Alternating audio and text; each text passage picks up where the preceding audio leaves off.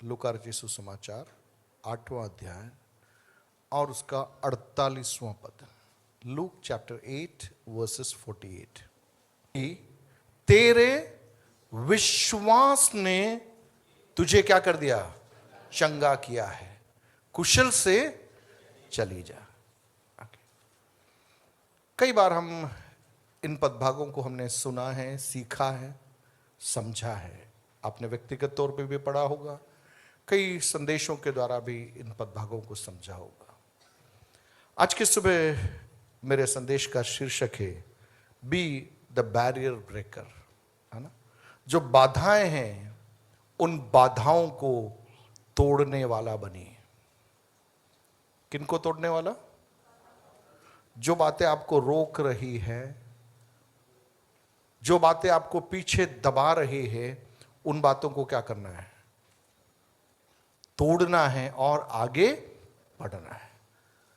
पिछले दिनों में मैं सोच रहा था कि अगर कोई एक ऐसा व्यक्ति जिसके पास में डिस्करेज होने के लिए, निराश होने के लिए सबसे ज्यादा रीजन होने चाहिए थे, तो वो व्यक्ति था अय्यूब, है ना। जितने लोगों ने जो बाइबल जानते हैं, अय्यूब के बारे में भी आपने पढ़ा है। सो देखा जाए तो अय्यूब की जीवन यात्रा में उसके पास में निराशा में जाने के सैकड़ों कारण थे। हंड्रेड्स ऑफ रीजंस, वो एक के बाद एक रख सकता था। किस चीज के लिए? कि मैं निराशा में चला जाऊं। अक्सर अपन कहते हैं कि मैंने तो किसी का बुरा ही नहीं किया है, ये सब समस्या मेरे ऊपर क्यों आ रही है। कितने लोगों ने बोला है। और मैं तो बहुत सीधा साधा अपना काम कर रहा था ना, ये विपत्ति किसके ऊपर आई? मेरे ऊपर आई। तो शायद अय्यूब जिस गहराई के साथ में वो स्टेटमेंट बोल सकता, उस गहराई के साथ में मैं और आप तो बोल ही नहीं सकते, क्योंकि बाइबल लिख रहा है कि अय्यूब कैसा व्यक्ति था? धर्मी था, खरा था, सच्चाई से चलने वाला व्यक्ति था। लेकिन अय्यूब के जीवन के अंदर एक के बाद एक जब अवस्थाएं बिगड़ी,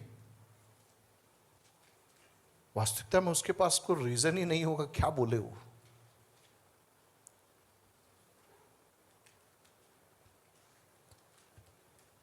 अय्यूब के जीवन की उन हालातों के अंदर जहां पर वो चाहिए तो निराश हो सकता था, चाहिए तो शिकवा शिकायत करके बैठ सकता था, लेकिन उस दौर में भी अय्यूब प्रभु पर आश्रित रहा, प्रभु पर टिका रहा।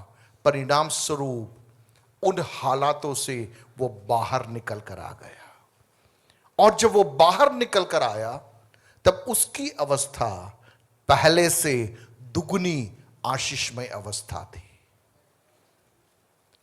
इस साल के लिए प्रभु ने हमें जो शब्द दिया है, सीजन ऑफ डिवाइन प्रॉस्पेरिटी, ईश्वरीय संपन्नता का वर्ष। किसके लिए ईश्वरीय संपन्नता? किसके लिए ईश्वरीय संपन्नता? जो डिसाइड करेगा I am not going to be discouraged, मैं निराश नहीं होऊंगा, चाहे कुछ भी क्यों ना हो जाए, मैं टिका रहूंगा, मैं बना रहूंगा, मेरी आंखें मेरे प्रभु पर लगी रहेगी। वह व्यक्ति किसको देखेगा? ईश्वरीय संपन्नता को देखेगा। अय्यूब की गवाही शायद कुछ ऐसी हो सकती है, उसके जीवन के पहले भाग में उसकी जो संपन्नता थी वो शायद उसकी मेहनत का फल होगा, उसके परिश्रम का फल होगा, उसकी खराई का फल होगा। लेकिन उसके जीवन के आखिरी पड़ाव में जब वो अपनी संपन्नता को देखेगा, वह कहेगा सब कुछ खत्म हो गया था, लेकिन मेरे परमेश्वर ने दुगुना मुझे दिया। हालेलुया। अपने हाथों को उठा के प्रभु को धन्यवाद दीजिए। ऐसी संपन्नता परमेश्वर हमें देना चाहता है जिसका क्रेडिट हम खुद भी नहीं ले पाए, है ना। जिसका कहते हैं जिसका सहरा हम खुद भी ओढ़ नहीं पाए, ऐसी संपन्नता को स्वर्ग का परमेश्वर मुझे और आपको देना चाहता है। अकाल की परिस्थिति में इसहाक ने बीज को बोया, 100 गुना फल पाया। क्रेडिट किसी को नहीं दे सकता, क्योंकि चारों तरफ अकाल है, चारों तरफ नकारात्मकता है, लेकिन उसके बीच में ईश्वरीय संपन्नता को देखने के लिए प्रभु ने अनुग्रह दिया। मैं पिछले दिनों में किसी से बात कर रहा था और वो मुझे बता रहा था कि सबकी नौकरियां जा रही है लेकिन मेरे को प्रमोशन मिल रहा है ना? क्या बोला था वो? सबकी नौकरियां जा रही है लेकिन मुझे क्या मिला? प्रमोशन मिला। और वो खुद कह रहा है कि मैं भी नहीं समझ पा रहा हूं कि ये मेरे साथ ऐसा क्यों होता है। जब सबके पास नौकरी होती है तो मेरी नौकरी चली जाती है, और जब सबकी नौकरियां जा रही है तो मेरे को क्या मिल रहा है? प्रमोशन मिल रहा है। बोले ईश्वरीय संपन्नता, जोर से बोले ईश्वरीय संपन्नता।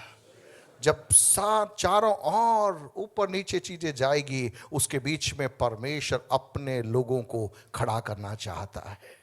हालेलुया। अपने लोगों को एक आश्चर्य के समान, एक मिरेकल के समान, एक चमत्कार के समान परमेश्वर खड़ा करना चाहता है, ताकि अन्य लोगों के सम्मुख हम एक ज्योति के समान हम खड़े रह सके और लोग सोचने पे मजबूर हो जाए, ये व्यक्ति खड़ा कैसा है?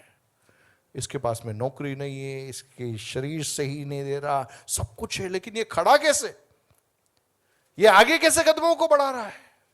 यह अपने आप में एक बहुत बड़ी गवाही होगी, जहां पर हम कह सकेंगे हमें भी नहीं मालूम हम खड़े कैसे, लेकिन इतना जरूर जानते हैं हमारा परमेश्वर एक एक दिन हमें चला रहा है। हालेलुया। ऑलराइट, सो हमारा शीर्षक है बी द बैरियर ब्रेकर, है ना? जो बाधाएं हैं जो आपको रोक रखी है, उसको तोड़ने वाला बनना है। ओके, जो पदभाग हमने पढ़ा मैं उसको थोड़ा सा आपको समझाना चाहूंगा, ताकि जितने लोग यहां बैठे हैं हर एक व्यक्ति इस भाग को समझ सके।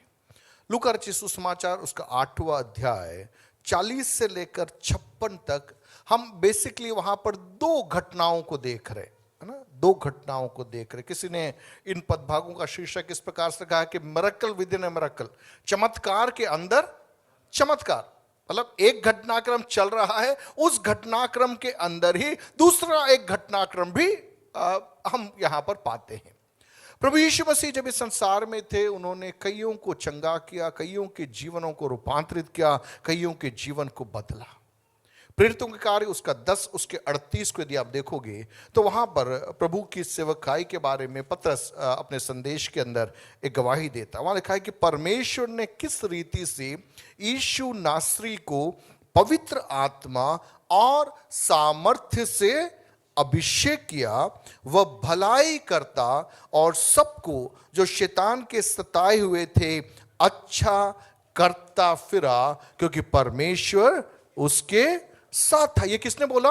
पतरस ने बोला। यीशु के साथ में चलने वाले एक चेले ने प्रभु यीशु मसीह के स्वर्गारोहण के पश्चात जब पवित्र आत्मा की सामर्थ पतरस के ऊपर आ गई और पतरस के जीवन के द्वारा परमेश्वर का कार्य अन्य जातियों में प्रकट होने लगा, ऐसे समयों में जब वो एक संदेश दे रहा था, उस संदेश के अंदर उसने यीशु मसीह की सेवकाई के बारे में यहां पर एक टिप्पणी दी। क्या टिप्पणी दी? परमेश्वर ने किस रीति से यीशु नासरी को पवित्र आत्मा और सामर्थ से क्या किया?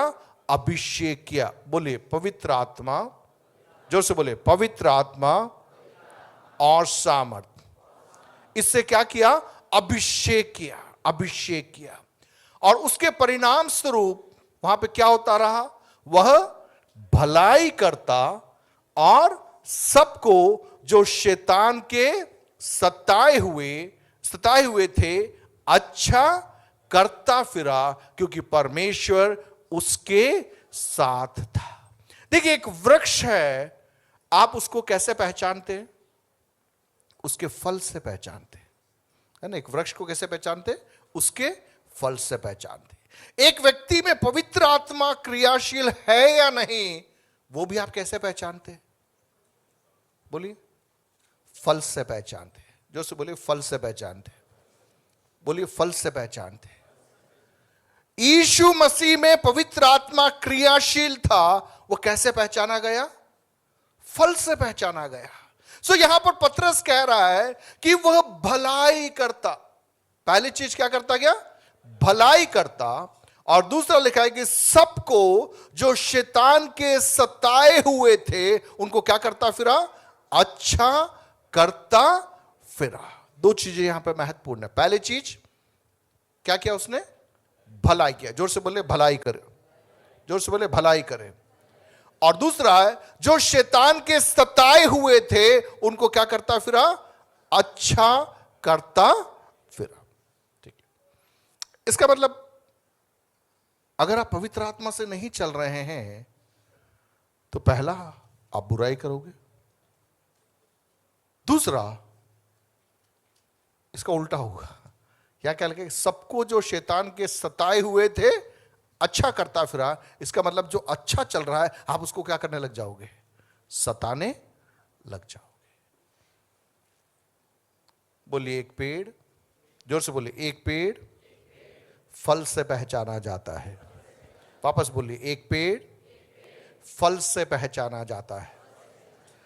अगर हम भलाई करते हैं, बोलिए, अगर हम भलाई करते हैं, शैतान के सताए हुओं को अच्छा करते हैं, तो इसका अर्थ हम पवित्र आत्मा से चल रहे हैं। अगर ऐसा नहीं हो रहा है, बोले अगर ऐसा नहीं हो रहा है, तो हमें अपने आप को चेक करने की जरूरत है, क्योंकि हमारे अंदर आत्मा कौन सा है। अगर पवित्र आत्मा है तो आप क्या करेंगे? भलाई करेंगे, भलाई करेंगे। आपकी मोटरसाइकिल पेट्रोल से चलने वाली है, आप उसमें पेट्रोल डालोगे तो गाड़ी चलेगी। आपने पेट्रोल की जगह में आपने केरोसिन डाल दिया तो गाड़ी चलेगी? नहीं चलेगी। डीजल डाल दिया तो हो सकता है थोड़ा बहुत चल भी जाए, पर धुआं आएगा, आवाज आएगा, आपका इंजन खराब हो जाएगा, सब गड़बड़ी हो जाएगी। गाड़ी में पेट्रोल होगा तो गाड़ी चलेगी, पेट्रोल नहीं होगा उसकी जगह में आपने कुछ और डाल दिया, पानी डाल दिया, ये डाल दिया, वो डाल दिया, तो आपकी गाड़ी गड़बड़ हो जाएगी। अपने सीने पे हाथ रख के बोलिए, मुझे पवित्र आत्मा चाहिए। बोलिए, मुझे पवित्र आत्मा चाहिए। और जोर से बोलिए, पवित्र आत्मा चाहिए। क्या करने के लिए? भलाई करने के लिए। क्या करने के लिए? भलाई करने के लिए। और जितने शैतान के सताए हुए उनको अच्छा करना है, तो आपको क्या चाहिए? पवित्र आत्मा चाहिए। हालेलुया, जोर से बोले हालेलुया।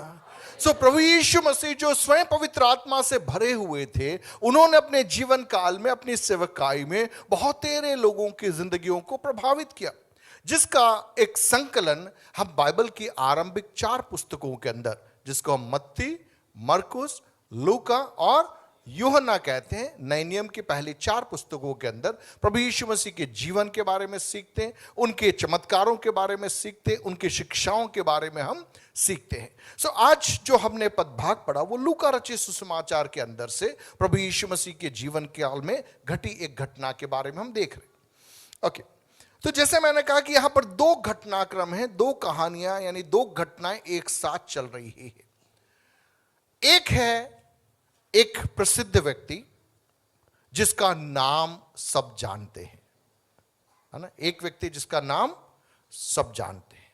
और दूसरी ओर एक महिला है जिसका नाम नहीं लिखा है वहां, जिसका नाम वहां नहीं लिखा है।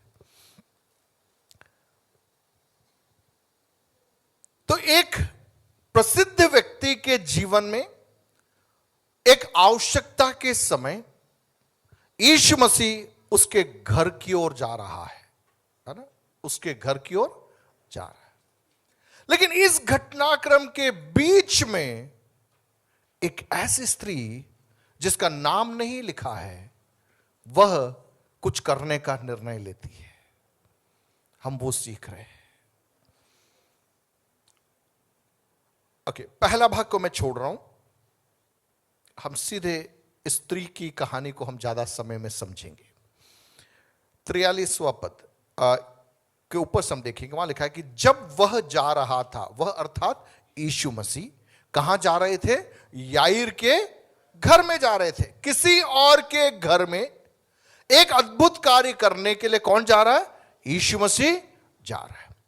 वहां लिखा है कि जब वह जा रहा था तब लोग उस पर गिरे पड़ते थे। गिरे पड़ते थे का मतलब, आप जा रहे हैं, रास्ता सकड़ा है, लोगों की भीड़ है, तो क्या होती है? धक्का मुक्की होती है ना? धक्का मुक्की होती है, लोग एक दूसरे के ऊपर गिरे पड़ रहे हैं। आपको यह पहचानना बड़ा मुश्किल है कि कौन आपको टकरा रहा है, किसने आपको छुआ, ऐसा एक माहौल। तो यीशु मसीह उस घर की ओर जा रहे हैं और भीड़ चारों तरफ से यीशु के ऊपर गिर रही है। बात 43 में लिखा है, एक स्त्री ने जिसको 12 वर्ष से लहू बहने का रोग था। देखिए, स्त्री के बारे में उसका नाम नहीं लिखा है, उसके पिता का नाम नहीं लिखा है, उसके समाज का नाम नहीं लिखा है, वो यहूदी थी, गैर यहूदी थी, अन्य जाति थी, कौन थी, कुछ भी नहीं लिखा है वहां पे। उसके परिवार के लोगों के बारे में नहीं लिखा है, लेकिन उसके बारे में इतना लिखा है, एक स्त्री ने जिसको 12 वर्ष से लहू बहने का रोग था। तो उसकी बीमारी उसकी पहचान बन गई थी, है ना। हम भी गांव में जब रहते हैं, कॉलेज में रहते हैं, ऐसे बहुत सारे लोगों को पाते हैं जिनकी पहचान उनका नाम नहीं लेकिन उनकी बीमारी है ना। जब देखो तो अस्पताल में जाते हैं, जब देखो ये बीमार लेडी है, ये पागल व्यक्ति है, इस प्रकार के टर्म्स को हम बोलते हैं, देखते ही बोलते हैं उसको, ये अंधा व्यक्ति है, ये लंगड़ा व्यक्ति है। तो उसकी पहचान क्या बन गई थी? उसकी बीमारी। और लिखा है, और जो अपनी सारी जीविका वैद्यों के पीछे व्यय कर चुकी थी, तो भी किसी के हाथ से चंगी न हो सकी थी। अर्थात उसके पास में जो कुछ भी था वो उसने अपने इलाज के लिए क्या किया? खर्च किया। जिसने बोला, जहां बोला वो वहां पर गई, लेकिन कहीं से भी उसको क्या नहीं मिली? चंगाई नहीं मिली। ये एक स्त्री थी, ये इसकी पहचान थी। क्या लगता है स्त्री के बारे में? 12 साल एक लंबा टाइम है ना। 12 साल एक लंबा टाइम है। इसको जो बीमारी थी वह भी अपने आप में बहुत, हम कह सकते कि ऐसी बीमारी थी जो उसको पूरी तरह से दुर्बल कर चुकी होगी। उसके शरीर की ताकत खत्म हो गई होगी, धन नहीं, शायद उसकी मदद करने के लिए भी कोई व्यक्ति वहां पर मौजूद नहीं होगा। 12 साल में तो सब छोड़ देते हैं, 12 साल क्या, साल भर में लोग थक जाते हैं, यहां तो 12 साल का टाइम पीरियड है। सो एक एक करके जहां जहां उसका आसरा था, सबने उसका हाथ छोड़ दिया। ऐसी एक स्त्री। लेकिन आप देखिए वहां पर एक लाइन लिखी है कि जो अपनी सारी जीविका वैद्यों के पीछे व्यय कर चुकी थी, और तो भी किसी के हाथ से क्या ना हो सकी थी? चंगी ना हो सकी थी। क्या लग रहा है आपको यहां पे? इस स्त्री के बारे में कुछ खासियत या कुछ अच्छाई आपको वहां दिख रही है?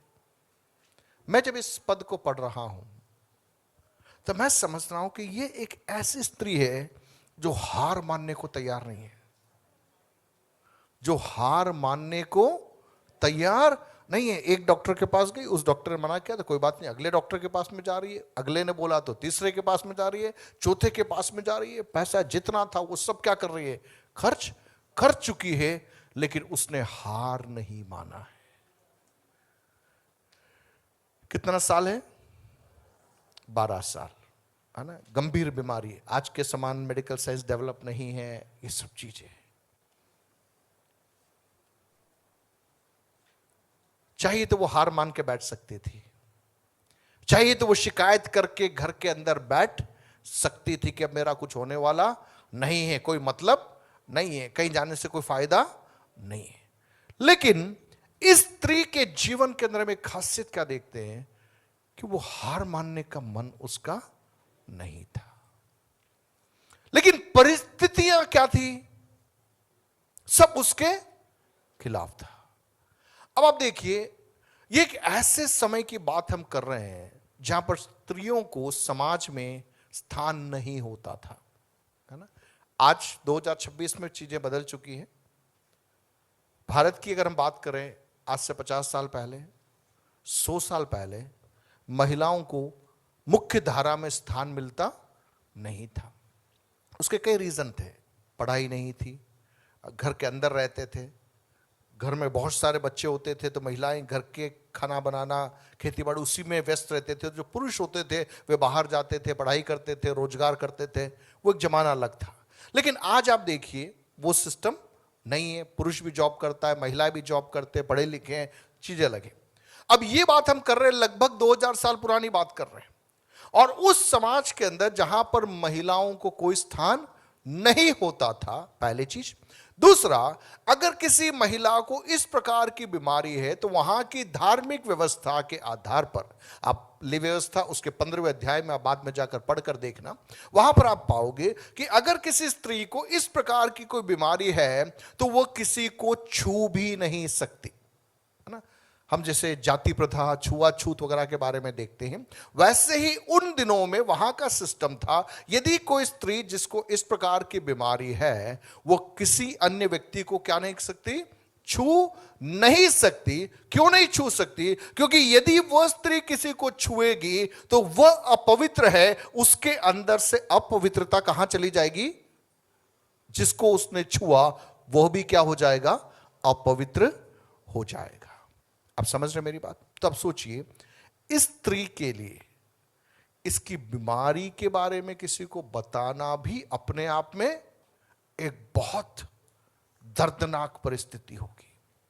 और उन दिनों के मान्यता के आधार पर मान लीजिए ये स्त्री को कहीं निकलना है, कहीं बाहर जाना है, तो ये जहां पे जाएगी वहां पर ये बोलेगी मैं अशुद्ध हूं, मैं अशुद्ध हूं, मैं अशुद्ध हूं, यूं बोलती हुई ये निकलेगी, ताकि सुनने वालों को दूर से मालूम पड़ जाएगा कि कौन आ रहा है, एक अशुद्ध स्त्री आ रही है, उसकी परछाई भी हमारे ऊपर पड़नी नहीं चाहिए, और वो दूर हो जाती थी।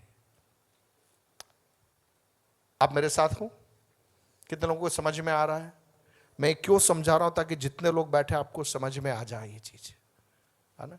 तो ये जो स्त्री, इसके लिए आसान नहीं था यह कदम जो इसने वहां पर उठाया, क्योंकि अगर मान लीजिए यह स्त्री जो अशुद्ध है, इस रीति से यदि बाहर नहीं निकले और किसी को छू जाए तो उनकी धार्मिक परंपरा के आधार पर वो व्यक्ति भी क्या हो जाएगा? अशुद्ध हो जाएगा, और उसके परिणाम स्वरूप इस स्त्री को पत्थरवाह करके मार दिया जाएगा। ठीक है, यह व्यवस्था थी, यह व्यवस्था थी। लेकिन उसके बीच में भी स्त्री ने हार नहीं मानी। हालेलुया। हम कितनी आसानी से हार मान लेते हैं। अपने तो ऐसा कोई सिस्टम नहीं है, अपने पास में मानवाधिकार है, ह्यूमन राइट्स है, ये चीजें वो चीजें, अपन कहीं पे भी कंप्लेन कर सकते हैं, महिला थाने बने हुए हैं, सब कुछ अपने पास में है, कानून अपने पक्ष में है, चीजें हैं, कर सकते हैं। लेकिन इसके बावजूद भी थोड़ा सा भी कुछ गड़बड़ होते ही हम क्या हो जाते हैं? हम हार मान लेते हैं, और हमें लगता है अब हम कुछ कर नहीं पाएंगे, नहीं पाएंगे। लेकिन आज मैं आपको वचन के द्वारा सिखाना चाहूंगा, आपको रुकना नहीं है, आपको रुकना नहीं है, आपको आगे कदम बढ़ाना है, आपको आगे कदम बढ़ाना है।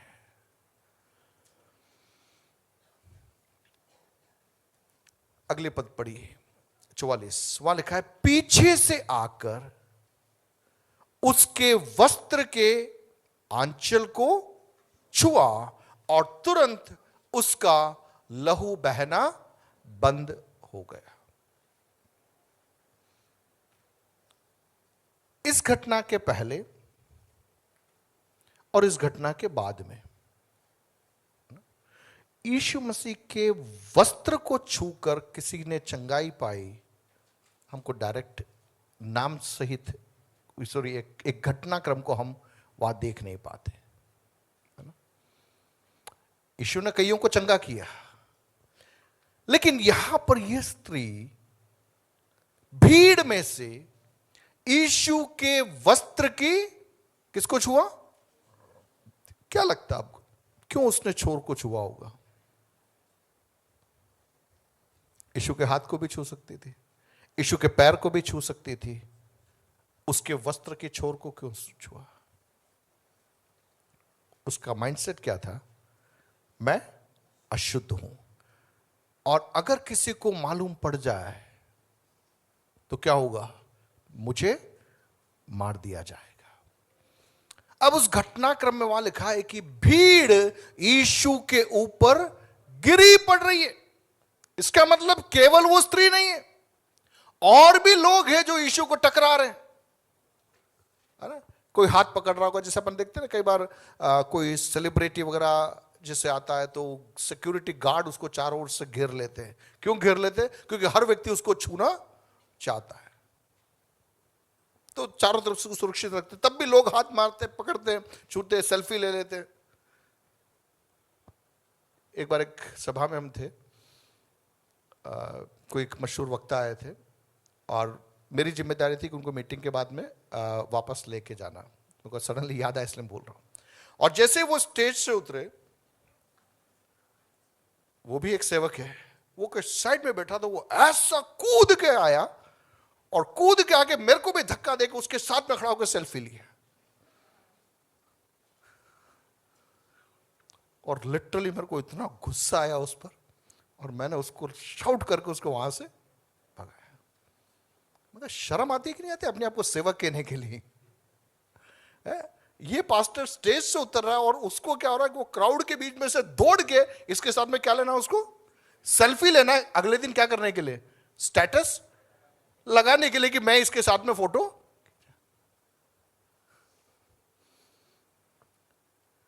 वो तो प्रभु का धन्यवाद कि उस जमाने में मोबाइल नहीं था, इंस्टाग्राम नहीं था, नहीं तो आप सोच लीजिए यीशु की क्या कंडीशन होती। लेकिन ये भीड़ यीशु पर गिर रही है। अपन अपनी भाषा में कहें तो कोई स्टेटस के लिए, कोई पोस्ट के लिए, कोई लाइक के लिए क्या ले रहा है? सेल्फी ले रहा है। लेकिन उसके बीच में एक स्त्री अपने जीवन के लिए यीशु को छूने की कोशिश कर रही है। Hallelujah, hallelujah. बाकियों को क्या मिला होगा? उनके स्टेटस में यीशु के साथ का फोटो मिला होगा, लेकिन इस स्त्री को जीवन मिल गया। हालेलुया, जोर से बोले हालेलुया। तो भीड़ में हर व्यक्ति यीशु को छू रहा है, लेकिन यह स्त्री यीशु के वस्त्र की छोर को छू रही है। उसको डर है अंदर कि अगर मैं यीशु को पकड़ लूं, किसी ने देख लिया तो क्या हो जाएगा। आपका स्टेटस, आपका लाइक, ये सब अपनी जगह है, लेकिन कोई जीवन पाने की आशा के साथ में यीशु को छुएगा, उसका जीवन बदल जाएगा। यहां पर जैसे स्त्री ने यीशु को छुआ, वहां लिखा है कि वह तुरंत क्या हो गई? चंगी हो गई। इस पर यीशु ने कहा, मुझे किसने छुआ? क्या उस भीड़ में वही एक बीमार थी? और भी बीमार लोग होंगे, और भी बीमार लोग होंगे, और भी अस्वस्थ लोग होंगे। भीड़ यीशु पर गिरी पड़ी है, लेकिन यीशु ने यह सवाल नहीं पूछा। लेकिन इस स्त्री ने जब यीशु के वस्त्र के छोर को छुआ, यीशु ने पूछा, मुझे किसने छुआ? हालेलुया। आज इस भीड़ में मुझे आपका नाम नहीं मालूम, सबका नाम मैं नहीं जानता, है ना। मैं आपका नाम, सबका नाम नहीं जानता। आपकी जरूरत क्या है वो भी मुझे मालूम नहीं है। शायद आकर आप आपकी जरूरत बताओगे तो भी मैं शायद आपकी मदद ज्यादा कर नहीं पाऊंगा। लेकिन इस भीड़ के अंदर, इस समूह में जहां आप बैठे हैं, वहां से यदि आपके दिल के अंदर से एक जरूरत के साथ में यदि आप प्रभु को पुकारोगे, यीशु मसीह आपसे पूछेगा, किसने मुझे छुआ? यह सवाल इतना सटीक था कि जो भीड़ चारों ओर थी, एक मिनट के लिए वो भीड़ थोड़ी बिखर गई। वहां लिखा है, आगे देखिए, जब सब मुकरने लगे, लोग मना कर, नहीं नहीं नहीं, हमने नहीं छुआ, तो पतरस और उसके साथियों ने कहा, हे स्वामी, तुझे तो भीड़ दबा रही है और तुझ पर गिरी पड़ती है। परंतु यीशु ने कहा, किसी ने मुझे छुआ है, क्योंकि मैंने जान लिया है कि मुझ में से क्या निकली है? सामर्थ्य निकली है। क्या निकली है? सामर्थ्य निकली है। किसकी सामर्थ्य? पवित्र आत्मा की सामर्थ्य, भलाई करने वाली सामर्थ्य, शैतान के सताए हुओं को अच्छा करने वाली सामर्थ्य किसमें से निकली है? यीशु में से निकली है। किसने जान लिया? यीशु ने जान लिया।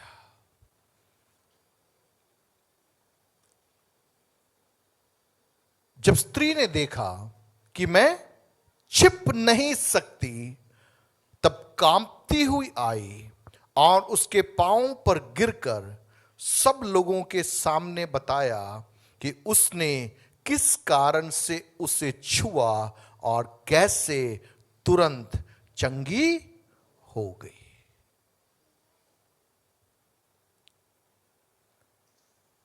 वास्तविकता में वो छूकर चंगा होकर वो घर जाना चाह रही थी, उसको जो चाहिए था वो मिल गई। उसकी बीमारी से उसको क्या चाहिए थी? चंगाई। उसने छुआ, तुरंत वह चंगी हो गई। अब वो उस भीड़ में किसी को मालूम भी नहीं पड़ता और वो कहां चली जाती? अपने घर चली जाती।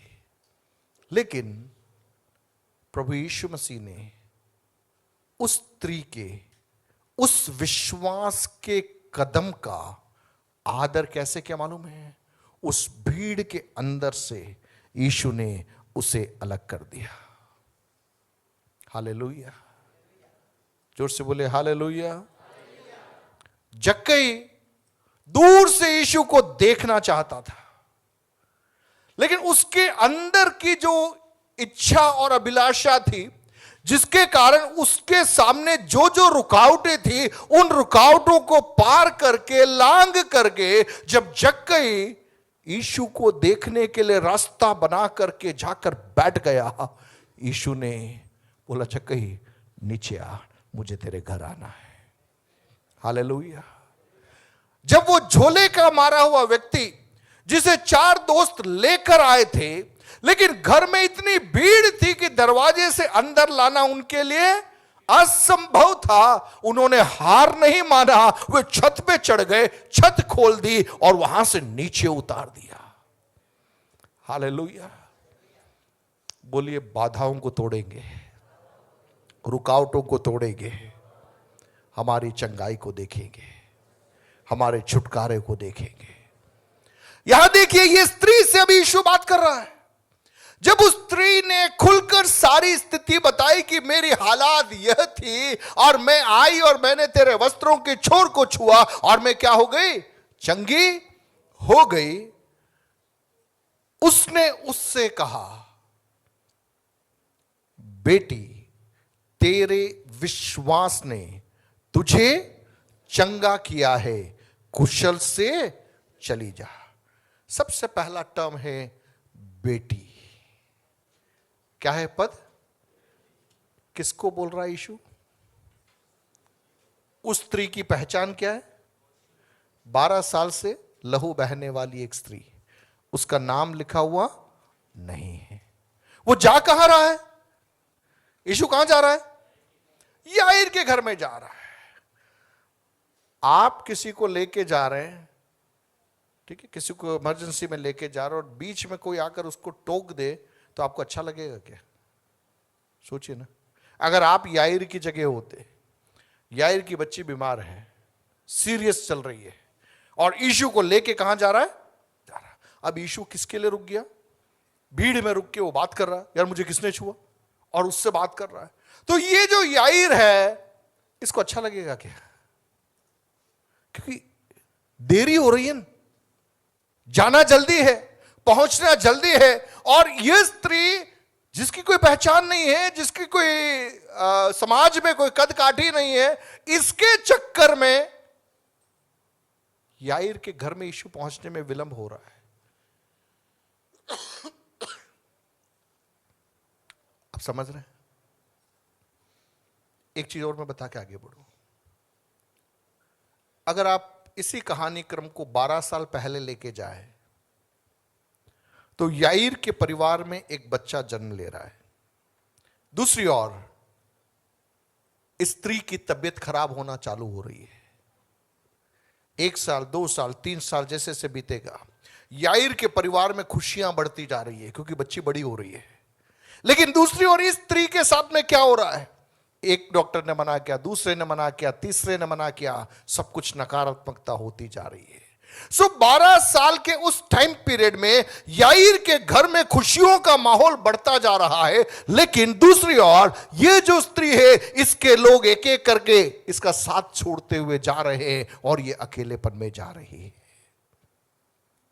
याईर के घर में अचानक समस्या आती है, लेकिन स्त्री 12 साल से समस्याओं में चल रही है।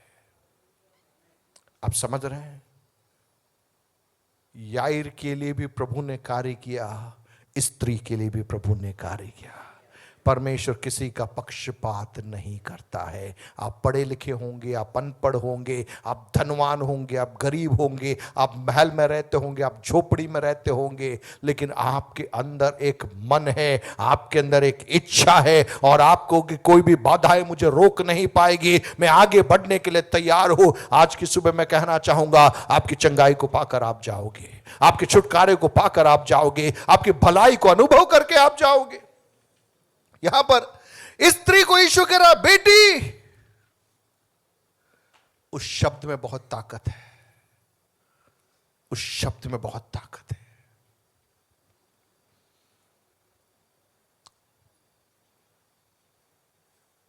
उस शब्द कह रहा है, तू अनाथ नहीं है। उस शब्द कह रहा है, तू अकेली नहीं है, मैं तेरा पिता हूं, तू मेरी बेटी है। आज की सुबह मैं आपको कहना चाहूंगा, आप एक चंगाई की चाहत में यहां आए होंगे। आपके जीवन में कहीं किसी समस्या के दौर में जब आप गुजर रहे हो, किसी ने बोला होगा कि वहां पे जाओ, चंगे हो जाओगे, ठीक हो जाओगे। लेकिन मैं आपको कहना चाहूंगा, आपका वह जो कदम कि आपने सारी बाधाओं को पार करके आपकी चंगाई के लिए आप प्रभु के करीबी में आए, लेकिन मेरा प्रभु आपके विश्वास को देखकर कहता है, मेरे बेटे, मेरी बेटी, आपकी चंगाई से भी महत्वपूर्ण है कि हम समझे कि ये जो रिश्ता में हम वापस लौट के आए। जिस रीति से वो उड़ाऊ पुत्र पिता की संपत्ति में से अपना भाग लेकर चला गया था, सब कुछ लुटाने के बाद में जब वो वापस लौट कर आता है, पिता का स्टेटमेंट है, ये बेटा मर गया था लेकिन अब क्या है? जीवित है, जीवित है। हालेलुया। पाप में फंसा हुआ मनुष्य जाति, श्राप की अधीनता में रहने वाली मनुष्य जाति में से जब हम वापस लौट कर आते हैं, प्रभु तेरे करीबी में माना चाहते हैं, हम तुझे छूना चाहते हैं, यीशु आपके लिए रुकता है और कहता है, मेरा बेटा वापस आ गया है, मेरी बेटी वापस आ गई है, और हमें वो टाइटल वापस देना चाहता है। हालेलुया। मैं कहूंगा आपकी चंगाई से भी बढ़कर है वो शीर्षक जो आपका पिता आपको देना चाहता है और आपको बेटा और बेटी करके पुकारता है। 12 साल के अंतराल में ये कई डॉक्टर्स के पास में गई, कई जगहों में गई, किसी ने उसको बेटी नहीं बोला होगा। हर व्यक्ति ने उसके पास में जो धन है, उस धन को कैसे उससे छीन लिया जाए, उसके लिए प्रयास किया, सब प्रयास निष्फल हो गए। लेकिन यहां पर जब उसको वो संबोधन वहां पर उस भीड़ के बीच में मिला, तब तक लोग कहते थे ये अशुद्ध अशुद्ध अशुद्ध है, लेकिन यहां पर कोई है जो कह रहा है, बेटी। Hallelujah, hallelujah. अपने हाथों को उठाकर उस प्रभु को हम दिल से धन्यवाद दीजिए जिसने हमें बेटा और बेटी बनाया है। अब्बा पिता कह के उसको पुकारने का, उसके पुत्रत्व का अधिकार उसने मुझे और आपको दिया। जब सबने हमें राइट ऑफ कर दिया, सबने हमें नजरअंदाज कर दिया, स्वर्ग ने हमें स्वीकारा, स्वर्ग ने हम पर अपनी मोहर को लगाया और कहा, तू मेरा बेटा है, तू मेरी बेटी है। आज की सुबह वह पहचान हमारे अंदर उतर जाने पर कि चाहे कोई भी कुछ भी क्यों न बोले, लेकिन हमारी पहचान है मैं परमेश्वर का बेटा हूं, परमेश्वर की बेटी हूं। हालेलुया। बेटी, तेरे विश्वास ने, किसने? तेरे विश्वास। अब मेरा एक सवाल, इसका विश्वास क्या है? क्या इसको पूरी बाइबल याद है? क्या इसको सारे वचन कंठस्थ है? क्या वो रेगुलर हर मीटिंग में जा रही है? हम ये सब चीजें टैग करते हैं। रेगुलर चर्च के मेंबर है वो, दान दशवांश दे रही है वो, कुछ नहीं है। तो यीशु मसीह ने कौन से विश्वास की बात की? उसके क्या था उसका विश्वास? तेरा विश्वास क्या था? वो तेरा विश्वास, मैं कहूंगा उसने हार नहीं मानी। उसने हार नहीं मानी। भीड़ के बीच में चाहिए तो बहाना बना करके वो बैठ सकती थी, बहुत भीड़ है, मेरा नंबर आएगा ही नहीं, मैं अशुद्ध हूं, पूरा पैसा मैं खर्च कर चुकी हूं, कहीं कोई रास्ता मिलने वाला नहीं है। अगर यीशु को चंगा करना है तो यीशु मेरे घर पे आने दो, यीशु मेरा नाम लेकर बुलाने दो। ये सब बोलकर वो बैठ सकती थी, लेकिन इसको मालूम था ये मेरी जरूरत है, ये मेरी जरूरत है और मुझे पाना है, मैं उसके लिए कुछ भी करूंगी। जक्कई ठिंगना था, लोगों के बीच में उसकी जो कह सकते हैं कि उसका एक गलत पहचान थी कि ये चुंगी लेने वाला है, लेकिन उसके अंदर इच्छा थी कि मुझे यीशु को देखना है, मुझे यीशु को देखना है। उसने क्या किया? आइडिया लगाया, यार मेरी कद छोटा है, भीड़ में तो यीशु को मैं देख ही नहीं पाऊंगा, मैं क्या करूंगा? मैं दौड़ूंगा। मैं क्या करूंगा? दौड़ूंगा। कहां दौड़ूंगा? यीशु से आगे दौड़ूंगा। और क्या कर लूंगा? पेड़ पर चढ़ जाऊंगा और छिपकर ऊपर से मैं क्या करूंगा? यीशु को देखूंगा। लोगों ने देखो यार, ये चुंगी लेने वाला आदमी जो लोगों को दौड़ा था, ये खुद क्यों दौड़ रहा है आज? जस्ट सोच के देखिए ना, वो टैक्स कलेक्टर, आज की भाषा में कहा जाए तो जैसे वो कोई नगर परिषद का इंस्पेक्टर है जो रसीद काटता है, जिससे लोग भागते, यहां पे ये खुद भाग रहा है और पेड़ के ऊपर चढ़ के बैठ गया, छिप कर बैठ गया कि किसी को मालूम। लेकिन आप देखिए यीशु मसीह का तरीका, वो आकर उसी पेड़ के नीचे आकर खड़ा हो गया और सीधे ऊपर देखा, बोला भैया जक्कई तू आ जा यार, है ना, उसका नाम लेकर उसको पुकारा, जक्कई तो नीचे आ जा। हालेलुया। 2026 में आपका भी नाम लेकर वो बुला रहा है। आपके घर से छिपकर आए होंगे, समाज से छिपकर आए होंगे, कई चुनौतियों के साथ में आप यहां पर बैठे होंगे, लेकिन वो आपका नाम लेकर बुलाता है और कहता है कि I want to come to your house, मुझे तेरे घर में आना अवश्य है। हालेलुया। ऐसा किसी और को नहीं बोला, लेकिन जक्कई के लिए बोला, मैं तो आज तेरे घर में आके रहूंगा। हालेलुया। यहां पर ये स्त्री उसको कह रहा कि तेरे विश्वास ने तुझे क्या कर दिया? चंगा कर दिया। यीशु मसीह ने ये बोला कि मैं परमेश्वर का पुत्र हूं इसलिए तू चंगी हुई नहीं। हम होते तो क्या बोलते हैं? पास्टर संतोष,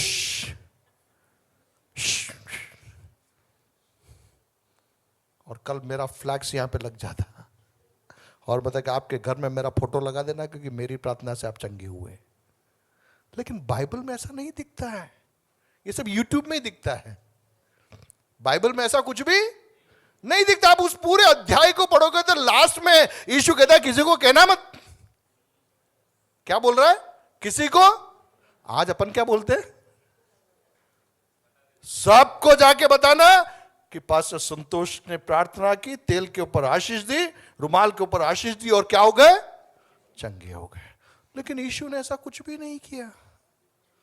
यीशु ने ऐसा कुछ भी नहीं किया। तो मेरी सलाह है कि यूट्यूब कम देखो, बाइबल ज्यादा पढ़ो, है ना। यूट्यूब कम देखो, बाइबल ज्यादा पढ़ो, तो आपको समझ में आएगा कि इस पुस्तक में लिखा हुआ क्या है और लोग अपनी दुकानदारियां कैसे चला रहे हैं, है ना। आप समझ रहे हैं? कितनों को मेरी बात समझ में आ रही है? सो यहां पर यीशु मसीह क्या कह रहा है? तेरे विश्वास ने तुझे चंगा किया। वापस मेरा सवाल, क्या उसको पूरी बाइबल याद थी? क्या उसको वचन याद थे? क्या चर्च में रेगुलर थी? वो दान दशमांश डालती थी? ऐसा कुछ भी नहीं था। तो उसका विश्वास था क्या? उसका विश्वास था क्या? उसका विश्वास केवल इतना था, कई बातें मुझे रोक सकती है लेकिन मैं रुकूंगी नहीं, इस भीड़ के बीच में जाना है और मुझसे जो हो सकता है मैं वो करूंगी। हालेलुया।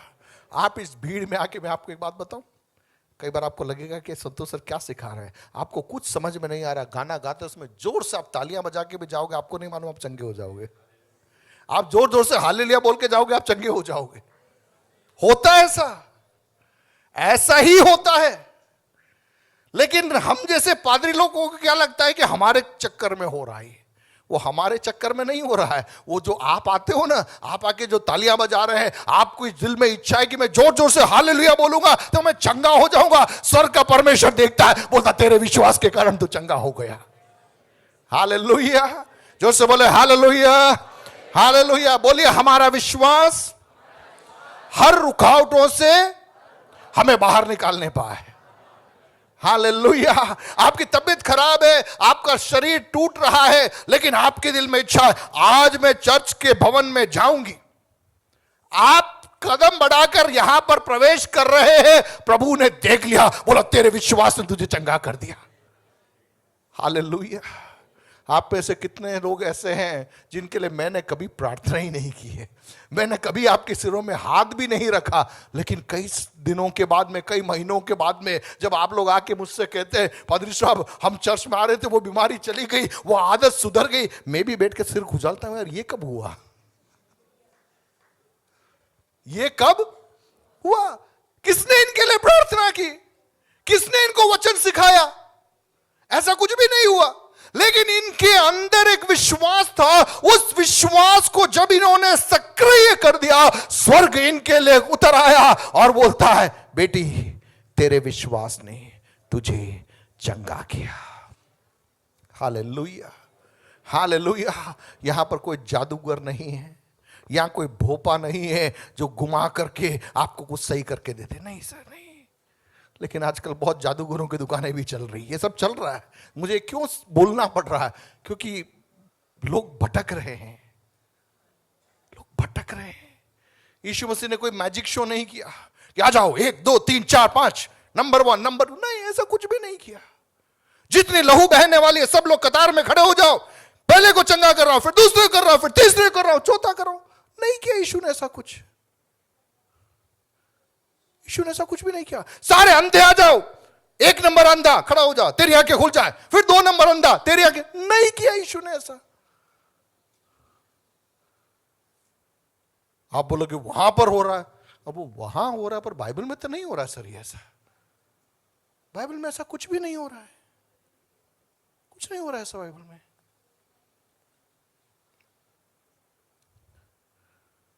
हालेलुया। कितने लोग पास में विश्वास है? आपको पादरी साहब मुझे पूरी बाइबल नहीं आती है, बाइबल की आयतें मुझे याद नहीं है। छोटे बच्चे बोले कि मैं तो यहाँ पे आयत बोलते बोलते मैं भूल गया था। लेकिन मैं आपको कहूं, कौन जाने आपका बच्चा विश्वास से आकर यहां पर खड़ा होके वो कुछ बोल नहीं पा रहा, लेकिन वो खड़ा हो रहा है, स्वर्ग कह रहा है तेरे विश्वास ने तुझे चंगा कर दिया। हालेलुया। एक राई के दाने के बराबर भी अगर हमारा विश्वास है ना, तो प्रभु कह रहा है कि तू पहाड़ से बोलेगा पहाड़ हिल जाएगा। अब हम पादरी लोग क्या करते हैं, वो राई के दाने का पूरा फिर डिटेल में चले जाते हैं। सिंपल सी मामला ये कि भैया राई का दाना अगर गिर जाए तो ढूंढने भी नहीं जाता। बहन लोग राई का दाना देखा आपने? आप सब्जी बनाते हैं उसमें डालते हैं, मान लीजिए 4 दाने नीचे गिर गए तो क्या आप ढूंढने जाओगे? नहीं, राई का दाना गिर गया, और राई का दाना गिर गया, मम्मी को ढूंढते हुए देखा? कोई नहीं ढूंढता है, मैंने तो आज तक नहीं देखा। वो झाड़ू करके फेंक देते हैं। तो कह रहा प्रभु, कह रहा भैया इतना भी तेरे पास में विश्व, कुछ तेरे को समझ में नहीं आ रहा, चर्च में आ रहा, जोर जोर से तालियां बजा रहा है, जोर जोर से हालेलुया हालेलुया बोल रहा है, तू चंगा हो जाएगा। हालेलुया। आप समझ में आ रहे हैं? आपको जो आता है वो आप करना चालू कर दीजिए, बाकी काम परमेश्वर आपके लिए कर देगा। हालेलुया। बोले मैं अनाथ नहीं हूं, बोले मैं अनाथ नहीं हूं, जोर से बोले मैं अनाथ नहीं हूं, और जोर से बोले मैं अनाथ नहीं हूं। देखिए आपका वो अंगीकार ही आपके अंदर से डर को हटा देगा, आपके अंदर का वो अंगीकार ही आपके अंदर से बेबसी को हटा देगा, आपके अंदर का अंगीकार ही आपके अंदर से अकेलेपन को हटा देगा, और आप वहां पर नए बल के साथ में उठ खड़े हो जाएंगे, क्योंकि आपकी एक पहचान होगी। वो पहचान 12 साल से लहू बहने वाली बीमारी की पहचान नहीं, लेकिन आपकी पहचान है परमेश्वर की बेटी है। हालेलुया। दूसरा, आपके विश्वास का एक्ट, विश्वास का कार्य। शिकवा शिकायत करके न बैठिए, शिकवा शिकायत करके न बैठिए। शिकायत ही करना है तो बहुत सारे रीजन हैं, सबके पास में रीजन है। किसके पास में रीजन नहीं है? आज की तारीख में किसके पास में रीजन नहीं है? सब टाइम ही नहीं मिलता है, ऑफिस में छुट्टी नहीं मिलती है, वहां पे बच्चों को पढ़ाना है, बच्चों का एग्जाम है, ये है वो। लिस्ट सुबह से लेकर शाम तक हम लिस्ट बना सकते हैं। और मेरा एक अनुभव बताऊं, जो शिकायत करता रहता है वो जिंदगी भर शिकायत करता रहता है। सब कुछ अच्छा होगा तो भी वो शिकायत करेगा। लेकिन ऐसों को भी मैंने देखा है, चाहे कितनी भी विपरीत परिस्थिति हो, उनके दिमाग में जो करना है वो करके रहेंगे, हार नहीं मानेंगे। आपका विश्वास आपको क्या कर देगा? चंगा कर देगा। आखिरी बात, वहां क्या लिखा? यीशु ने बोला कुशल से चली जा, गो इन पीस। जो ग्रीक लैंग्वेज में यूज किया गया शालोम वर्ड यूज किया गया है, शांति के साथ में चले जा। उस शब्द की गहराई यह है कि तू चंगाई के लिए आई थी, लेकिन अब तू केवल चंगाई को लेके नहीं जा रही है, तू मुझे भी लेके जा रही है। शांति का राजकुमार यीशु मसीह साथ में चल रहा है। जक्कई को कह रहा है तेरे घर में मैं आ रहा हूं, मैं तेरे घर में आ रहा हूं। तू दूर से देखना चाहता, मैं तेरे घर में आ रहा हूं, आऊंगा, रहूंगा, भोजन करूंगा। वो है शालोम, वो है शालोम। हालेलुया। पवित्र आत्मा और सामर्थ से अभिषेक किया गया वो यीशु भलाई करता रहा और शैतान के सताए हुओं को अच्छा करता रहा। वहां पे लिखा है क्योंकि परमेश्वर उसके साथ था। इम्मानुएल, परमेश्वर उसके साथ था। मेरे और आपके साथ में परमेश्वर रहता है। आप यहां पे चंगाई के लिए आए, आप यहां पर छुटकारे के लिए आए, लेकिन आज वो आपको एक नई पहचान दे रहा है। वो कह रहा है तू मेरा बेटा है, तू मेरी बेटी है। सेकंड, तेरे विश्वास के कारण तेरे जीवन में हुआ। तीसरा, कुशल से जा, अर्थात मैं तेरे साथ चलूंगा। तू आई अकेली थी, लेकिन तू जाएगी अकेले नहीं, मैं तेरे साथ में रहूंगा 24 घंटे 7 दिन। हालेलुया।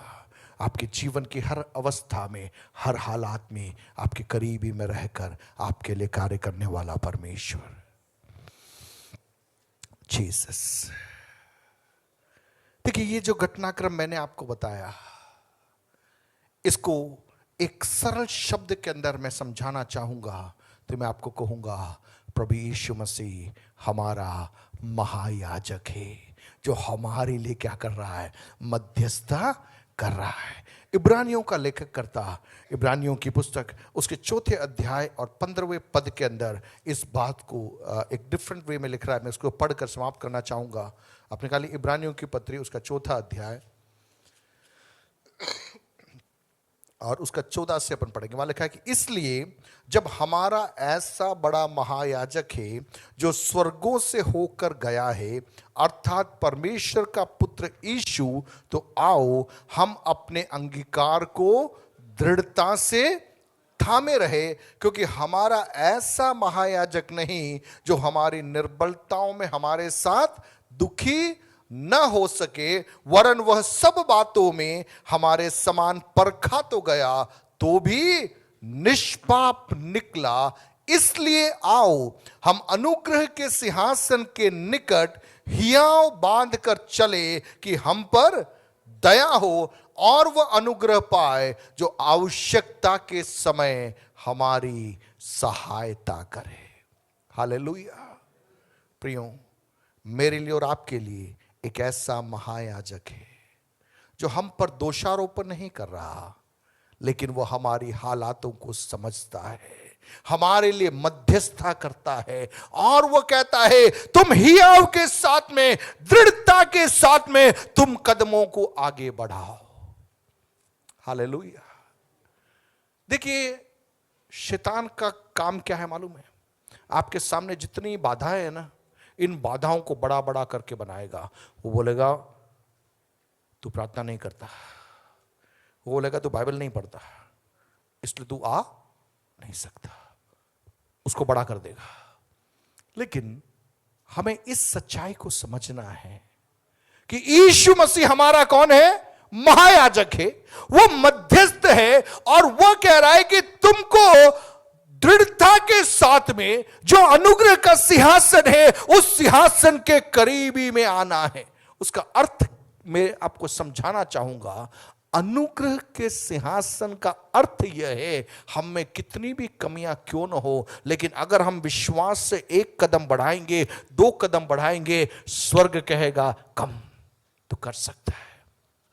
और समझाने के लिए, आज की तारीख में जब टीचर कॉपी चेक करता है, टीचर कॉपी चेक करता है, पहले क्या होता था? जब टीचर कॉपी चेक करता था तो वो नंबर काटने के लिए चेक करता था। किस चीज के लिए चेक करता था? नंबर काटने के लिए। आजकल जो टीचर चेक करता है वो नंबर काटने के लिए नहीं चेक करता है, नंबर देने के लिए चेक करता है। अभी रिजल्ट आया था, सब 99%, 95%, 96, 99 कैसे हुआ? वो बच्चे भी आश्चर्यचकित, यार मेरे 99 कैसे आई? इतनी तो मेहनत मैंने की ही नहीं थी, 99 आए तो कैसे आए? अरे सिस्टम ऐसा है कि आप टीचर जो कॉपी चेक कर रहा है वो किसके लिए चेक कर रहा है? बच्चे ने गलत भी लिखा हो तो टीचर सोचेगा कि शायद बच्चा लिखना 5 चाह रहा है, लेकिन गलती से 4 लिख दिया, इसलिए इसको नंबर दे दो। बच्चा प्लस करना चाह रहा था, उसने माइनस कर दिया, तो भी इसको नंबर दे दो। समझे? नहीं समझे? अब आप बोलोगे पादरी साहब ऐसा हो तो फिर अपन कैसे भी कर सकते हैं। मैं वो नहीं कह रहा हूं, मैं आपको समझाने का प्रयास कर रहा हूं कि कई बार शत्रु कैसे हमें डिस्करेज करता है। तेरा प्रार्थना जीवन सही नहीं है ना, इसलिए तू चर्च में मत जाना, पहले तू अपने आप को सही कर दे, इसके बाद में चर्च में जा। आप सही हो ही नहीं सकते। आप पूरा ठीक होने के बाद में अस्पताल जा ही नहीं सकते। क्यों जाओगे फिर अस्पताल? आप बोलोगे, डॉक्टर बोले कि जो सही आदमी है वो यहां पे आना चाहिए। अरे सही आदमी क्यों जाएगा हॉस्पिटल? वो तो बाहर ही घूमेगा। बीमार है इसलिए हॉस्पिटल आ रहे हैं, बीमार है इसलिए अस्पताल आ रहे हैं। प्रियो, मेरा कहने का तात्पर्य, जब हम प्रभु की उपस्थिति में हम आते हैं, हमारे कर्मों पर नहीं है, हमारी धार्मिकता पे नहीं है, हमारी प्रार्थना में नहीं है, हमारे वचन के ज्ञान में नहीं है, हमारे अंदर एक ही निश्चय है कि हमारे लिए एक महायाजक है, हमारे लिए प्रभु यीशु जो हमारे सामने गया है, हमारे लिए रास्ते को तैयार करके गया है, रास्ता खुला हुआ है, अब उस रास्ते में मुझे कदम को बढ़ाना है। हालेलुया। केवल वह चीज है जो हमें जीवन के अंदर बदलाव को लेकर आती है। लेकिन अब यह बदलाव आ गया, उसने कहा तू मेरी बेटी है, तू मेरा बेटा है। अब मैं बेटा हूं और मैं बेटी हूं, इसलिए मुझे बाइबल पढ़ना है। हेलो, आप समझ में आ रहे हैं? मुझे क्यों पढ़ाई करनी है? क्योंकि मैं कौन हूं? मैं बेटा। ये पढ़ने के कारण मैं बेटा नहीं बन रहा हूं, ये पढ़ने के कारण मैं बेटा नहीं बन रहा हूं। मेरे जीवन में जब मैं एक निर्णय लेता हूं, मुझे मेरे प्रभु के लिए खड़ा होना है, परमेश्वर के करीबी में आना है, वो कहता तू मेरा बेटा है। लेकिन अब मैं बेटा बन गया हूं तो अब मेरी भी एक जिद है कि बाप के गुणों को मैं दिखाकर रहूंगा। कैसे दिखाऊंगा? इसलिए मुझे बाइबल पढ़ना है, इसलिए मुझे प्रार्थना करना है, इसलिए मुझे उपवास करना है, इसलिए मुझे मीटिंग्स में जाना है, रेगुलर सब चीजें क्यों करना है? ताकि मेरे अंदर से पिता का गुण क्या हो सके? प्रकट हो सके। आप समझ रहे हैं? चंगा हर व्यक्ति हो जाता है, लेकिन चेला हर व्यक्ति नहीं बनता है। भीड़ की भीड़ यीशु की मीटिंग में थी, वहां पर लोग चंगे हो रहे थे, लेकिन हर चंगा होने वाला व्यक्ति क्या नहीं बना? चेला नहीं बना। कोई चंगा हुआ, वापस अपने रास्ते निकल गया।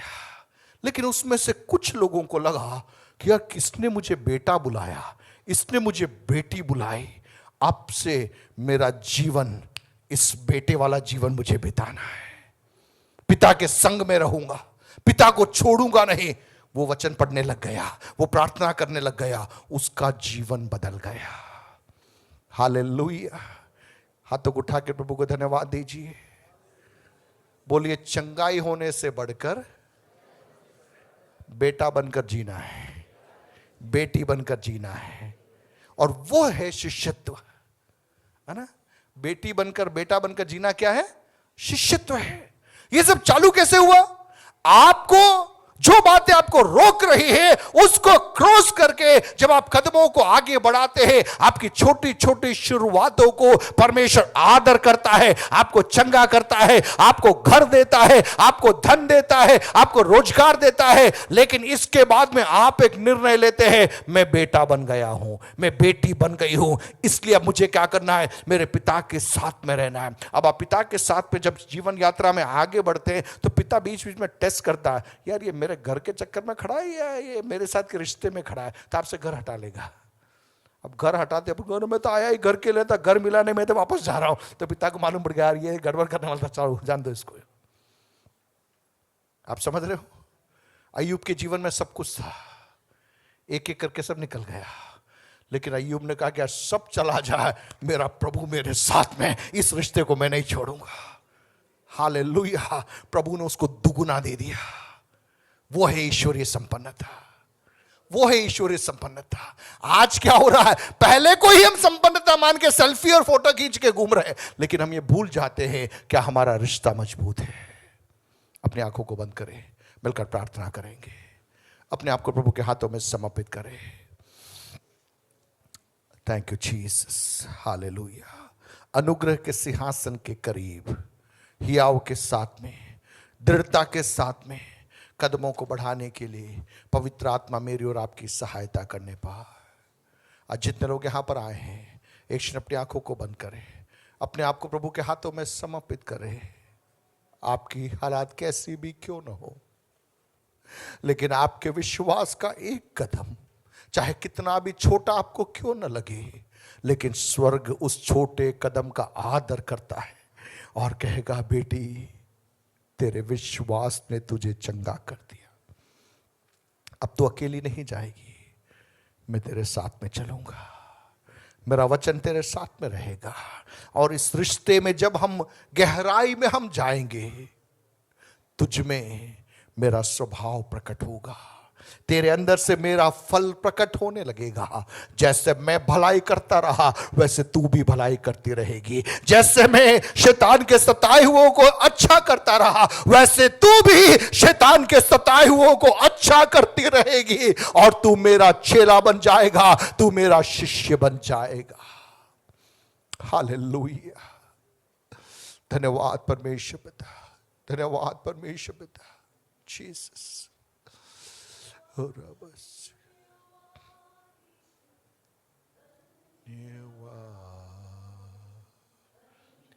वादात्मा। अपने दोनों हाथों को उठाकर विश्वास से, यीशु धन्यवाद, धन्यवाद आत्मा, धन्यवाद है तेरा दिया।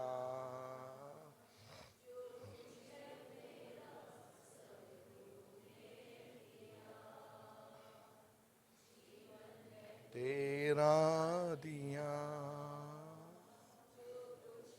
मेरा सब तूने दिया, धन्यवाद का कटोरा ठाके मैं ये कहूँ,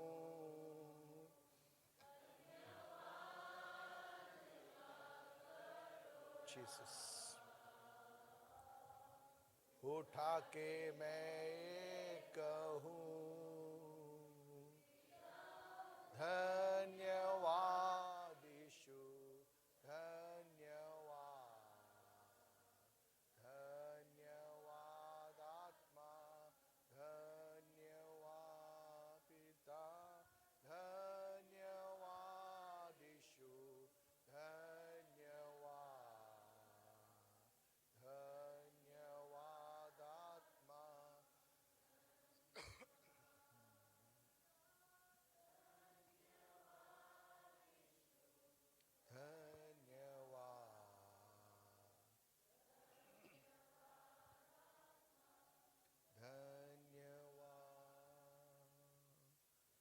परमेश्वर पिता, हम लोग मिलकर अपने आप को आपके हाथों में सौंपते हैं। आपका पवित्र आत्मा हर एक जीवनों में अपने कार्य को प्रकट करने पाए। जितने लोग शारीरिक दिशा स्वस्थता के साथ में यहाँ पर आए हैं, हम लोग मिलकर विश्वास से घोषणा करते हैं, यीशु नासरी के सामर्थी नाम से प्रभु आपकी चंगाई और आपका छुटकारा हर एक जीवनों में प्रकट होने पाए, हर एक का विश्वास सक्रिय हो जाने पाए पिता, ताकि आपकी भरपूरी को और आपकी समृद्धि को पिता और आपकी उपस्थिति को पिता हम अनुभव कर सके। परमेश्वर पिता, सौंपते अपने आप को आपके हाथों में, यीशु के नाम से मांगते हैं, आमीन। कुछ सूचनाएं हैं, सूचनाओं को आप ध्यान से सुनिएगा। इसके बाद में आखिरी प्रार्थना और आशीर्वचन के साथ में हम मीटिंग को समाप्त करेंगे। संडे स्कूल की सूचनाओं के लिए मैं आग्रह करूंगा सिस्टर जिनसी आप आगे आएंगे, और उसके बाद में जवानों की मीटिंग की सूचना कौन दे रहा है, रिनी या विजय या जो भी तैयार है आप आगे आगे दे सकते हैं। कम जिनसी जल्दी हो गया।